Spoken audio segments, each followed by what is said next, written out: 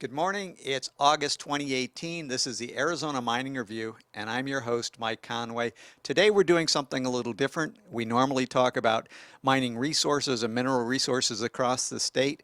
This time we're going to be looking at a community, Superior, with author and sociologist Joaquin Trujillo, who wrote a book recently on Superior, Arizona, focusing on the years from 1930 to 1950. Joaquin, welcome to the show. Thank you very much, and thank you for having me. I'm honored. And before we begin, I'd like to say hello to all my friends in Superior, Arizona, and all my friends in Greece. I miss you all very much. Uh, okay. Tell us a little bit about your background, and then we'll get into the book, Living Superior, Arizona. Sure. I'm a sociologist, Ph.D. Sociology, graduated from Florida International University, specializing in, I guess, classic sociological theory and field work. And formerly worked with the U.S. government, and I regularly publish in academic journals and whatnot. Very good. And you've got this book focusing on Superior, Arizona from 1930 to 1950. Why Superior? Why not Bisbee or Morenci or Baghdad? What was it about Superior that brought you there? Excellent question.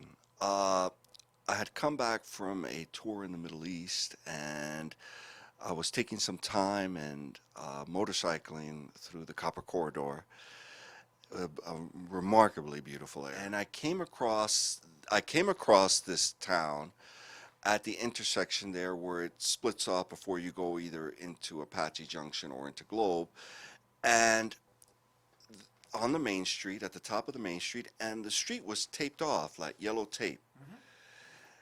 And I looked down at this town. What is this town? This rundown town. And this was in the late 90s. And they had taped off the street because the families were having boxcar races for their kids. So I saw that there was a copper mine attached to it, and I understand that these towns fluctuated. They came up and down depending on the price of copper, so it's tied to the international community. And most of the stores were, boarded up, and clearly it was over 100 years old or whatnot. And I wondered what made these persons want to stay here. And then I started to look further into Superior, and one of the things that made Superior unique, as opposed to the other towns like, say, Morenci, or even Bisbee to certain extents, is that it's a hard rock mine, meaning that they do not dig an open pit for the copper that swallows up the mine. It's underground, so you never see, all you see them is haul and process rock. So up above, it's a normal community. Bisbee kind of has this because the pit is separated, and you never see the pit from the mine. So they're very fortunate. But that's what made Superior unique. So these persons wasn't swallowed like, say, Barcelona or Ray as the mine expanded. And that's one of the things that made the town special. And it's in a spectacular geological area, right at the nestled at Apache Leap. You've got Picket Post. You've got the Superstition Mountain chain. It's a gorgeous area, gorgeous area. Yeah. Very good. And so you selected Superior to work on, and you selected this narrow time frame, which includes the Great Depression, World War II, and the post-war era for about 5 or 6 years. Why that period of time? Why not from 1870s or 1880s when the town begins to grow all the way through that period of time? Why did you select that 20-year? You know, as a sociologist, if I can say I do one thing well, really well, is that I help persons tell their stories.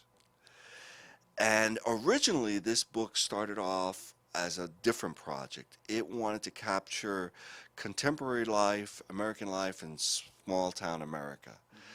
Then, as I'm interviewing, I'm conducting my field work, my ethnography, because I resided several months in the town.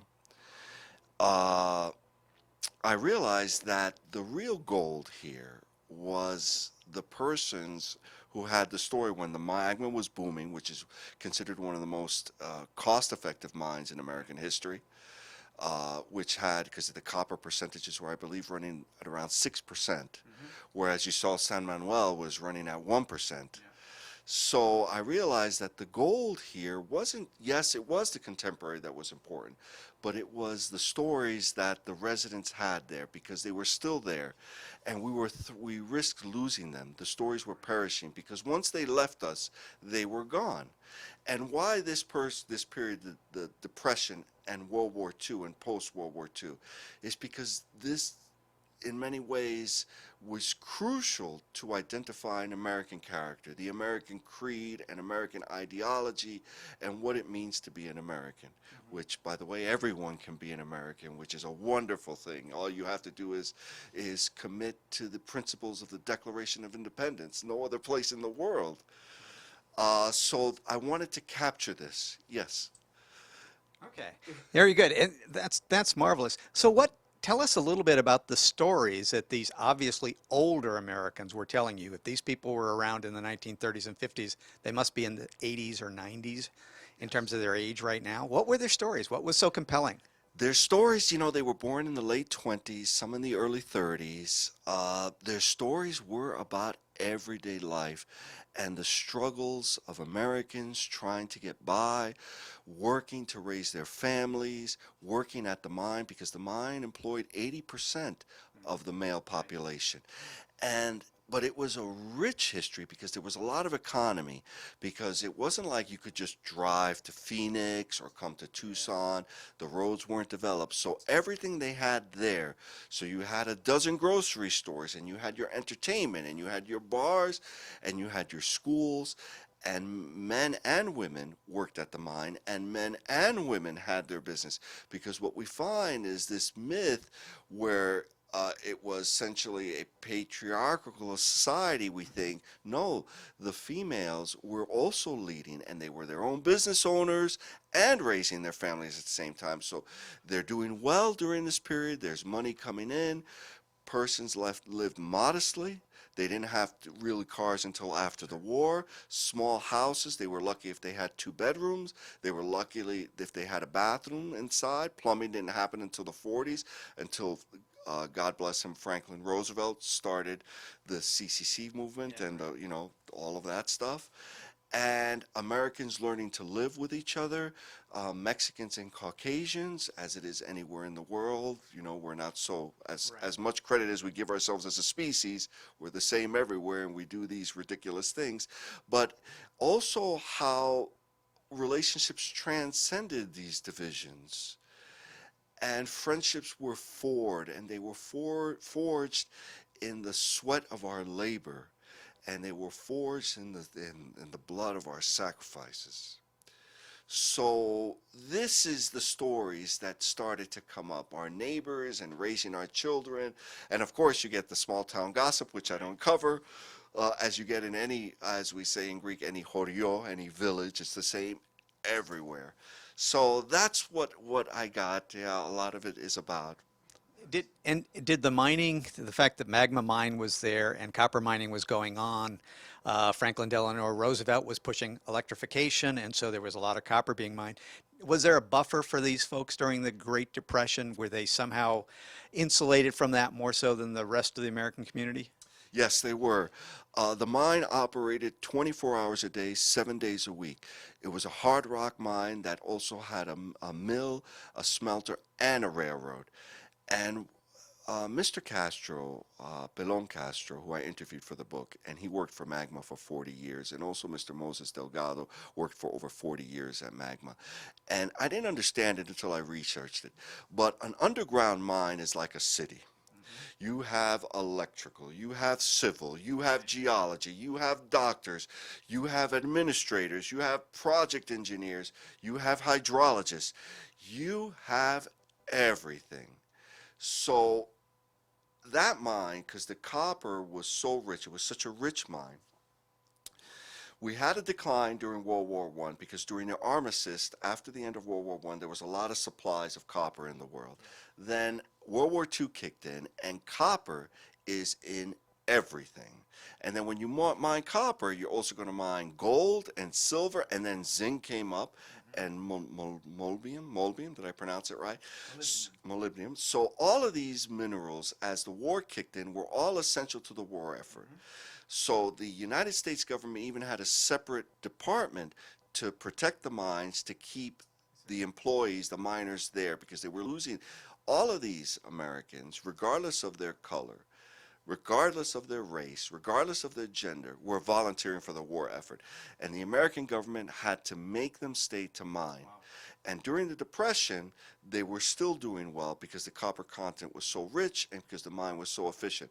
So they saw the migration of persons coming. They call them Okie. They refer to anyone who was moving to California during this devastating time in America, where we were going through huge unemployment and an ecological disaster heading west, and they witnessed it. But there were no jobs at the mine. The persons that were there, the miners were there, were keeping their jobs. Magma at some point was, I understand some person says they were reducing salaries to allow everyone to get paid so employees could still put food on the table and they wouldn't lose it. Because a miner is a skill, it's a craft. It's something you have to learn, and it's something typically you learn to love. It's not like I'm just going to jump in and become a miner, and we all can, but you have to know the art of mining. And the mining companies, all of them in the area, knew it, and they wanted to keep their best employees. And now, my experience with mining, and it's relatively limited, but I've worked at a couple of mines, is that there's a real stratification in terms of in terms of community. So that there's one group of people, the administrators, and then there's the geologists and the hydrologists. And I'm sure that you saw that. Well, I'm just wondering, was that reinforced in the community? Is there a stratification there? There is indeed a stratification, and the mining manager, the general manager of a mine, like Magma, he's like a god. And the managers underneath him are like demigods. So it carries a lot of prestige in the town. And if you're a mining engineer, if you're a jigger boss, or if you're a level boss, you command incredible authority and a lot of respect because you've paid your dues. And the only reason that the men, and they refer to the men because women, from what I understand, didn't start working at the mines until the 70s. In fact, I know one of the first one. She won't like that I say this, but her name is Sula Kiki Peralta. She was one of the first in Superior. And so you have this hierarchy where you have the miner and you'll have the jigger boss and then you'll have the level boss, the shift boss, then the level boss, and it goes up and up. And for the mine to bring in the persons that they want, they also provide them with housing and a hospital. So you had the town sectioned off where the mining managers lived in Magma Heights, which is no longer there, but the mine is now owned by Rio Tinto BHP, the Resolution Copper Project. They converted the property.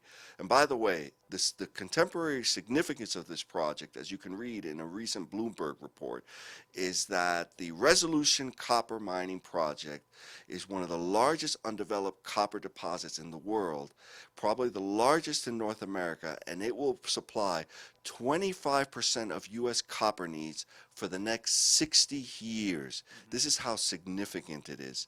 So to bring in the specialists you need, they gave them housing. All the mining managers lived in Magma Heights, which is the Office of Resolution. A little further down, it's Jiggerville, which is jiggle bosses, the level bosses. Yeah. Then the Caucasian business owners, the Caucasians and the business owners lived in one section. They were like the teachers and whatnot. And then the Mexicans lived in Mexican Town. And then the whites, which they would call them the Bohonks, they were the Czechs and the Slavs, and they came from everywhere. Because if you look at the census records, they're coming from Italy and from France and from Czechoslovakia and from Slovakia and Germany and even Greece they came from. I was surprised to find this. So they would live in another section of town. And yes, the stratification came down. The managers socialized on their own. They had their own thing. And that spilled over to the town. And of course, we were dealing with segregation at the time in America. And we were seeing this, so they were divisions as well. That's why the Caucasians tend to stick with the Caucasians, the Mexicans stuck with the Mexicans. The Syrians and the Lebanese, which was very strong, they mixed with both, and a lot of them lived in Mexican Town. The Chinese stayed with themselves mostly, and their families are still there, very successful business owners. There was What's surprising, what I found, is how few African Americans there were. Very few mention of African Americans in the census record, which says something about segregation. The Native Americans also, they were marginalized from the town, even though from what I understand, what I've heard is they built the brick factory that built up most of the architecture there. So you didn't see them a lot, and there was a couple of Native Americans that worked at the mine. They got along with the Mexicans. I mean, it's very interesting to see how the dynamics go. But yes, there was stratification. But from what I understand, and the way it was expressed to me, because we had the opportunity as well, when we're doing sociology ethnography, it's not like we have persons in a laboratory. It's person stories we're getting, but we still have to do our best as social scientists and corroborate. So I had a informal reading for the contributors, so and they had a chance to review the text, so they could sit among themselves and talk about this. Because when we talk about segregation in America, this is a very sensitive issue, and we have to make sure that we don't judge it from the glasses that we have today. And they were saying it wasn't like that, because it wasn't like it was in other towns where a Mexican had to sit in the back of a restaurant. Yes, they had their divisions. Yes, the whites socialized one place. Yes, the Mexicans socialized another. Yes, the whites went to one school. Yes, the Mexicans went to another school for grade school. Everyone got together in high school. But it wasn't that type of segregation that they had. Maybe it was because the community was so insulated. Maybe because it's so, I write, it's how can you be so segregated to the person that lives right next door to you, that your children go to school with, that your sons and daughters go to war with? Very difficult to overcome that. And you were there in the 1990s, and the mine closed down. Magma Mine closed, I think, in 1982 or 1983. So a long period of a decade or more. You're in there. The mine's been closed. What's the community looking like at that point? What's the level of aspiration? What's the level of hope? Very good point. I got there, like I said, it was 19. I came back from service, I think it was 97. And then I started my field work in the early 2000s, and then I would go back regularly. What happened is, was like a lot of America in that period, there were no jobs. Because as copper prices fell through the floor, there's no, once the copper companies stopped, there's no jobs. And when Magma shut down in the 80s, they were employing about 80% of the residents, men and women, and the town became a ghost town. So everybody that could leave or saw what was coming left. The businesses closed and they moved elsewhere. The persons that stayed behind, they were pretty much without resources. And as we say in sociology, the person produces himself through labor. You take away a person's job, you take away the capacity for him to build a life. So there were no more jobs, because not only was the mine closed, there were no more businesses for the mine to support. So drugs became a problem, especially this crystal meth epidemic. Unemployment was a problem. If you didn't have a car, you couldn't leave town. There's no public transportation. Now, to say the community, everything has changed. They've done a great job. I have to get the ones that stayed behind, really love it. They've made it better. Main Street has been renovated. The mine is back open. The architecture is being taken care of. They've addressed a lot of their problems, and I have to give these persons a lot of credit for what they've done. Very good. Now we've chatted about a number of different things. Um, Let me ask you this: what haven't we talked about that you would like to chat about? Oh, man. You know, as a sociologist doing field work, there's no greater privilege for somebody to be sharing their life experience. And as I write in the book, I said writing small town history is about remembering forgotten places, uh, remembering forgotten persons, doing forgotten things in forgotten places. And the ability to have that, to as we say, to recollect it. Now, if we put a apostrophe, a dash, a hyphen between the R-E and the collect, to recollect and to remember that, that was an incredible, memorable experience. And the opportunity to tell an American story, and as an American of immigrant family, and to have the opportunity to contribute again back to my country, America, by helping them protect a history that wasn't mine, but it's ours. So that was a great honor and a great privilege to do that. And to see that persons that it touches them today and they can remember was a great honor and a great privilege. The book was written for to address a variety of audiences. It's very easy to go into technical language, and the difficult part is to keep it in simple language. Now, it opens up with a historiography of the mine, and you have to talk about the mine, and there's certain, from a sociological perspective, you've got to address that. The brunt of the history is the person's narratives. So it's 15 persons that I interviewed many times in different states, and I took all their stories and I put it into one story. So the most difficult part was laboring with the vernacular, which is got a beautiful, everyday language has a beautiful rhythm and a feel to it, and it conveys meaning strongly, and this graceful repetition that I tried to keep in there. And that challenge to meld that together and to see the person's history through their words. So that's the brunt of the book, and that's about 12 chapters. And it talks about very everyday things from Main Street to the bars.